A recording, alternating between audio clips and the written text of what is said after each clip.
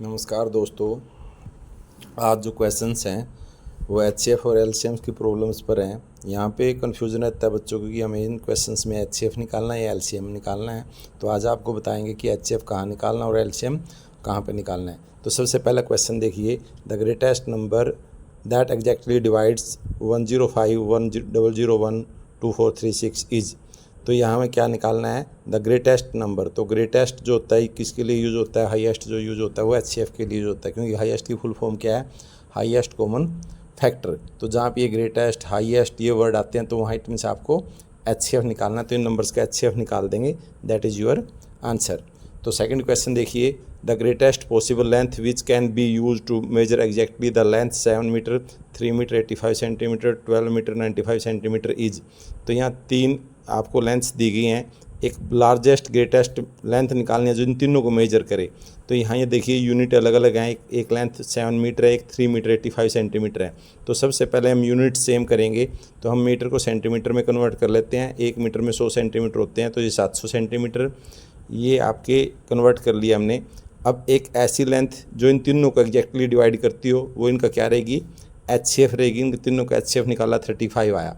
तो greatest possible जो length है वो 35 सेंटीमीटर की है जो इन तीनों को एग्जैक्टली डिवाइड करेगी।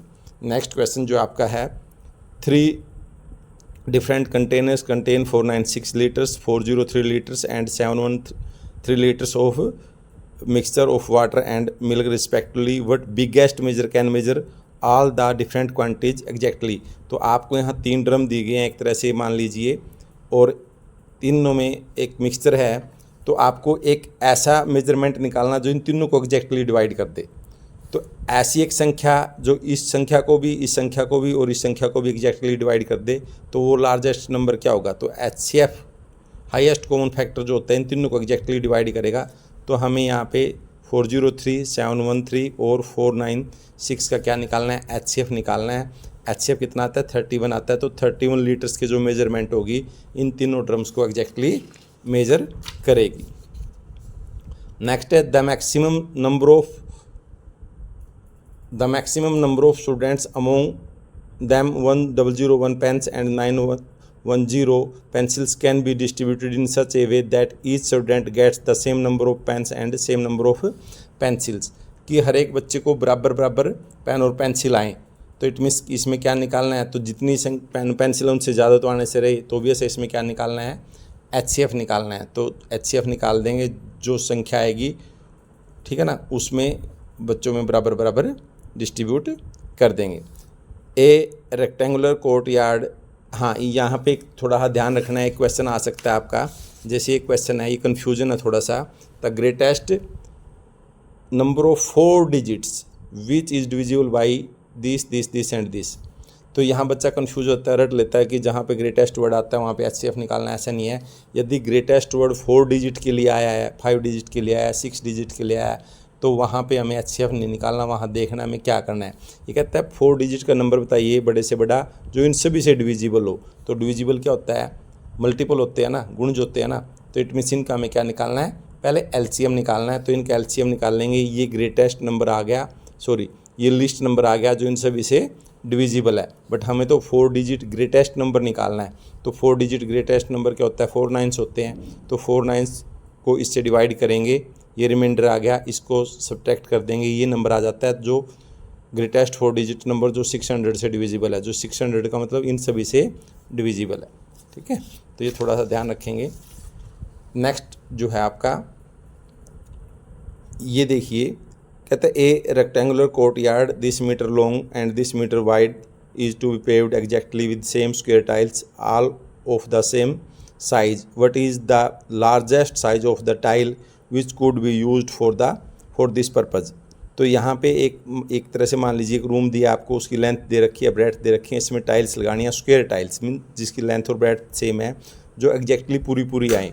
तो हमें एक ऐसी संख्या चाहिए कि जो लेंथ को भी एग्जैक्टली डिवाइड करती हो और ब्रेड्थ को भी एग्जैक्टली डिवाइड करती हो। तो ऐसी संख्या क्या रहेगी जो इन दोनों को पूरा डिवाइड करती हो, उनका एचसीएफ रहेगी। तो हमें एक टाइल लगाएंगे किस साइज़ की, इन दोनों के एचसीएफ के साइज़ की। एचसीएफ निकाल लेंगे, इनका आया एचसीएफ 21। तो 20 सेंटीमीटर लॉन्गेस्ट साइज होगा स्क्वायर टाइल का, जो इसमें लगाएंगे। इसमें ये भी पूछा जा सकता है कितनी टाइलें लेंगे, तो नंबर ऑफ टाइल्स क्या रहेंगी, area of this room by में एरिया ऑफ टाइल, ये आपका आंसर रहेगा।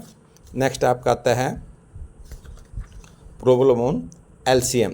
6 bells commence tolling together and tolls at interval this seconds respectively in 30 minutes. How many times do they toll together? ये पूछे कि 6 घंटियाँ जो इतने समय के बाद बजती हैं, बताइए 30 सेकंड में कुल कितनी बार बजेंगी। सेकंड, इस पे 3 क्वेश्चन फ्रेम होते हैं। ये भी पूछा जा सकता है यदि वो तीनों 10 बजे बजती हों तो दोबारा किस समय बजेंगी, या तीनों कितनी देर बाद बजेंगी। तो हमें क्या निकालना है, एक ऐसा टाइम निकालना जो इन सभी से डिवाइड होता हो। तो इन सभी से कौन डिवाइड होता है, इनका एलसीएम फाइंड करेंगे। तो हमने इनका एलसीएम फाइंड किया, 120 आया, 2 मिनट्स आया। तो ये घड़ियाँ जो हैं 2 मिनट के बाद दोबारा से इकट्ठी बजेंगी। अगर टाइम दे देते हैं 10 बजे बजी, दोबारा कब बजेंगी, तो 10:02 पे दोबारा बजेंगी। अगर टाइम देते हैं 30 मिनट में कितने बाज करेंगे, 30 को 2 से डिवाइड कर देंगे, +1 कर देंगे, 16 टाइम कर देंगे। तो बच्चों को ये समझ में नहीं आता ये +1 क्यों किया। ये इसलिए किया, सपोज करिए हमारे को सिर्फ ये बताना होता 4 मिनट में कितने बार बजी। तो 4 एक तो स्टार्टिंग में बज जाती हैं आपकी, जब टाइम स्टार्ट ही नहीं होता, फिर 2 मिनट बाद बजती हैं, फिर 4 मिनट बाद। कितनी बार बजी 4 मिनट में, 3 बार। तो जो स्टार्टिंग में बजती हैं उसके नाम का हमें +1 करना होता है। ठीक है, नेक्स्ट क्वेश्चन देखिए। कहते हैं ABC starts at the same time in the same direction. A completes a round in 252 seconds, B in 308 seconds and C in 198 seconds, all starting at the same point. After what time they will meet again at the starting point? 3 मित्र हैं, circular path में move करते हैं, एक direction में move करते हैं। ये पूछा कि यदि वे सेम पॉइंट से सेम टाइम पे स्टार्ट हो तो दोबारा सेम पॉइंट पे कब मीट करेंगे। तो एक ऐसे टाइम बाद मीट करेंगे जो टाइम इन तीनों के टाइम से डिवाइड आउट होगा। ऐसा टाइम क्या होगा, इन तीनों का LCM होगा। तो हम LCM फाइंड कर देंगे, तो आपका आंसर आ जाएगा उतने टाइम बाद तीनों इस पॉइंट पर दोबारा से मीट करेंगे। Thank you.